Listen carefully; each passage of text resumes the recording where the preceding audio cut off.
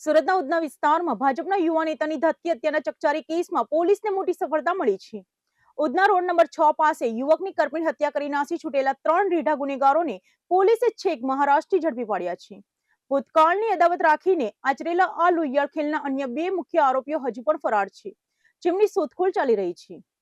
સુરતના ઉધના વિસ્તારમાં ભાજપ યુવા નેતાની હત્યાને પગલે સમગ્ર શહેરમાં ચકચાર મચી ગઈ હતી. આ ગંભીર ગુનાના પગલે એક્શનમાં આવેલી સુરત પોલીસે અલગ અલગ ટીમો બનાવીને હત્યારાઓને પકડવા ચક્કો ગતિમાન કર્યા હતા, જેમાં પોલીસને સચોટ કડી મળતા ગુનો આચરીને મહારાષ્ટ્ર ભાગી ગયેલા 3 રીઢા આરોપીઓને મહારાષ્ટ્રના અલગ અલગ વિસ્તારોમાંથી દબોચી લેવામાં આવ્યા છે. પોલીસના સગંજામાં આવેલા આરોપીઓમાં મિલિંદ નવલ કોળી, શુભમ પાટીલ અને રોહિત સોનવણેનો સમાવેશ થાય છે. આ સમગ્ર હત્યાકાંડ પાછળ જૂની અદાવત જવાબદાર હોવાનું સામે આવ્યું છે. મૃતક યુવકને આજથી આશરે 3 મહિના પહેલા કિશન પરમાર, પંકજ પાટીલ અને મિલિંદ કોળી નામના શખ્સો સાથે કોઈ બાબતે ભારે ઝઘડો થયો હતો, જેની કટોકટી અને અદાવતમાં મનમાં રાખીને આરોપીઓએ આ ધાતકી હુમલાને અંજામ આપ્યો હતો. ઘટનાના દિવસે આરોપીઓએ યોજનાબંધ રીતે યુવકને ઘેરી લીધો હતો અને તીક્ષ્ણ હથિયારો વડે તેના પેટ, કાન, ગાલ તેમજ બંને પગ પર ઉપરાછાપરી ઘા ઝીકી દીધા હતા. હુમલો એટલો ભયાનક હતો કે યુવક લોહીલુહાણ થઈને ઢળી પડ્યો હતો. આ લોહીલુહાણ ખેલ વખતે જ્યારે મૃતકના મિત્રો તેને છોડાવવા આવ્યા ત્યારે આરોપીઓએ તેમને પણ હથિયારો બતાવીને જાનથી મારી નાખવાની ગંભીર ધમકીઓ આપી હતી અને ત્યાંથી ફરાર થઈ ગયા હતા. પકડાયેલા ત્રણેય આરોપીઓ ગુનાહિત ઇતિહાસ ધરાવે છે. મુખ્ય આરોપી મિલિંદ કોળી સામે અગાઉ હત્યાના પ્રયાસ, મારામારી અને પાસા સહિત 4 જેટલા ગંભીર ગુના નોંધાઈ ચૂક્યા છે, જ્યારે શુભમ પાટીલ સામે 2 ગુના અને રોહિત સોનવણે સામે અગાઉ 1 ગુનો નોંધાયેલો છે. જોકે આ કેસના અન્ય 2 મુખ્ય સૂત્રધારો કિશન પરમાર અને પંકજ પાટીલ હજુ પણ પોલીસ પકડથી દૂર છે, જેમાં કિશન પરમાર સામે લૂંટ, પ્રોહિબિશન અને મારામારી સહિત 19 જેટલા ગંભીર ગુનાઓ નોંધાયેલા છે, જ્યારે પંકજ પાટીલ સામે પણ અગાઉ હત્યાનો ગુનો નોંધાયેલો છે. ડીસીપી કાનન દેસાઈએ જણાવ્યું હતું કે મહારાષ્ટ્રથી 3 આરોપીઓની ધરપકડ કરી લેવામાં આવી છે અને હાલ તેમની સઘન પૂછપરછ ચાલી રહી છે. આ કેસમાં સંડોવાયેલો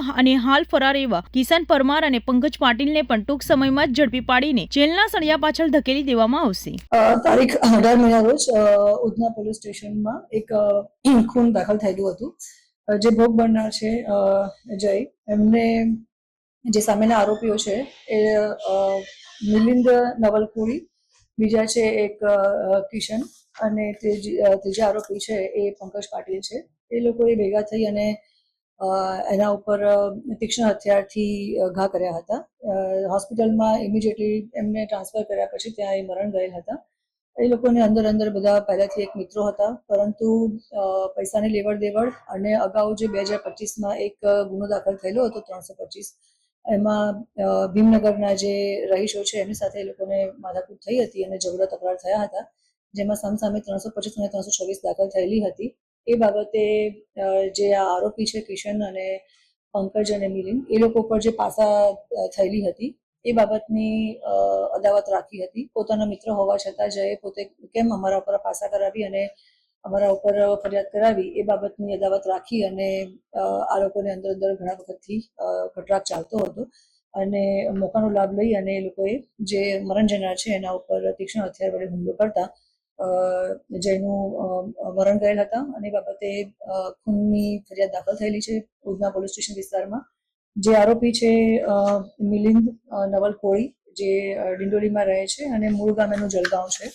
ત્યાં એ પોતે આ ગુનો કર્યા પછી જે કિશન છે એને લઈ અને ભાગી ગયેલ હતા. બંને જણા ત્યાં સાથે હતા.